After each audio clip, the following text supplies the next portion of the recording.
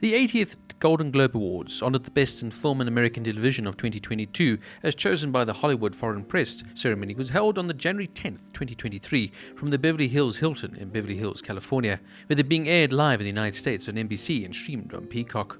Jerry Carmichael hosted the ceremony.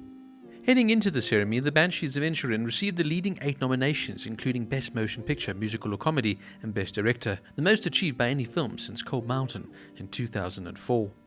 It was announced on September 20th, 2022 by Dick Clark Productions that the ceremony once again would be broadcast on NBC and streamed on Peacock under a 1-year contract. After the Golden Globes' regular broadcaster since 1996, the NBC declined to air the previous year's ceremony in support of boycotts by various media companies, actors, and other creatives over the HFPA's history of financial malfeasance and lack of action in the increase of membership of diversity of the organization. So in many ways, this was a return to form for the Golden Globe ceremony, the first time since the pandemic in 2020. Obviously, with last year's ceremony being held behind closed doors and no stars really attending, it was great now to see everybody back out, dressing up to the nines and actually collecting the awards in person. Well, some at least. The HFPA has now tried to do an about turn in terms of its presentation and in terms of its diversity and membership, but one feels this will take some time to earn the trust back, as it were. Due to conflicts with the NBC's Sunday Night Football, the NFL regular season had been extended with an additional game since 2021, and to avoid competing with the 2023 College Football Playoff National Championship on Monday the 9th of January, and the 28th Critics' Choice Awards the following Sunday, the Globe ceremony was scheduled for Tuesday, January the 10th. It marked the first time the Golden Globe ceremony was taking place on a Tuesday, and since the 19th edition in 1962. As well as the first to be staged on a weeknight since the 64th Golden Globes were presented on a Monday, January 15th in 2007. Now, first-time host Jerry Carmichael's opening monologue was awkward and light on jokes, and the comedian spent much of the time telling the audience to be quiet, but his performance became more assured as the show went on. He has a brutally honest approach, and he had a willingness to create awkward moments in the room with his often savage one-liners. For me, he was a sort of mixed bag as a host. Funny in parts, but also maybe not as charming as some of the previous hosts. Some of Carmichael's stronger jabs was when he referenced the ceremony being held at the Beverly Hilton, describing it as the hotel that killed Whitney Houston. Probably his most risque jibe came when he suggested that 3 Golden Globes, which Tom Cruise returned, should be exchanged for the safe return of Shelley Miscavige, a reference to the Scientology leader David Miscavige's wife, who has not been seen in public since 2007. Carmichael also recalled Will Smith slapping Chris Rock at the Oscars last year, saying that the actor had won the Rock Hudson Award for Best Portrayal of Masculinity on Television.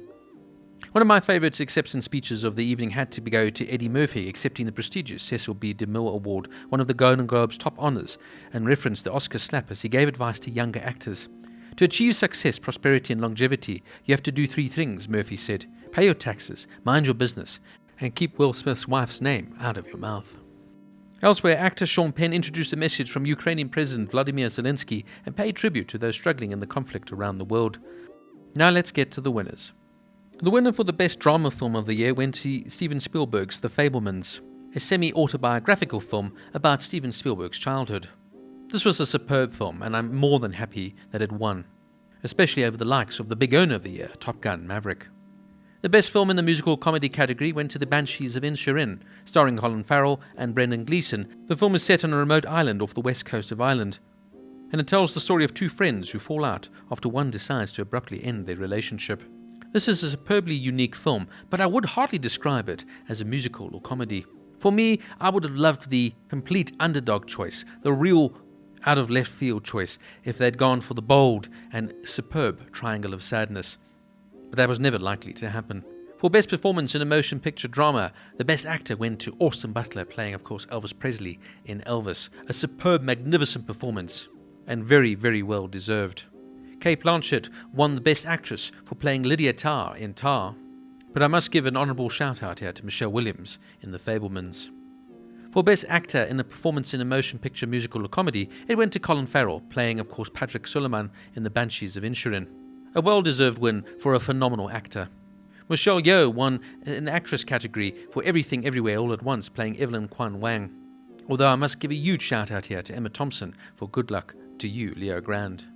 In the Best Supporting Performance in a Motion Picture, supporting actor went to Ke Huy Quan for playing Wei-min Wang in Everything Everywhere All at Once. I must, however, give a great shout out to Eddie Redmayne in The Good Nurse, playing notorious nurse serial killer Charles Cullen, as well as Barry Kennahan in The Banshees of Inisherin as Dominic Kearney, a superb performance. I was over the moon to see Angela Bassett taking home the Best Supporting Actress for playing, of course, Queen Ramonda in Black Panther Wakanda Forever. And she fittingly used her acceptance speech to pay tribute to the late, great Chadwick Boseman, who of course starred in the first Black Panther film. This, of course, is also the first time a Marvel movie has won a Golden Globe in the acting categories.